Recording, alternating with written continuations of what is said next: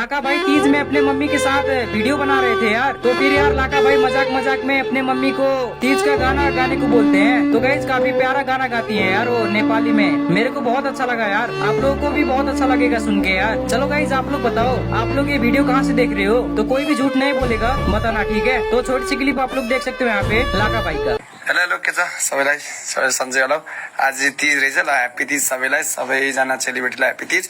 अनि हाम्रो मम्मी पनि हुन्छ यहाँ, मम्मीले आज एउटा गाना गाएर सुनाउने अरे, एउटा ल गाना मम्मी तीजको। माइक खाइछु भोकी छैन, टाउको ठोकी रोकी छैन, आइन आमा यो तिजैमा, आइन आमा यो तिजैमा।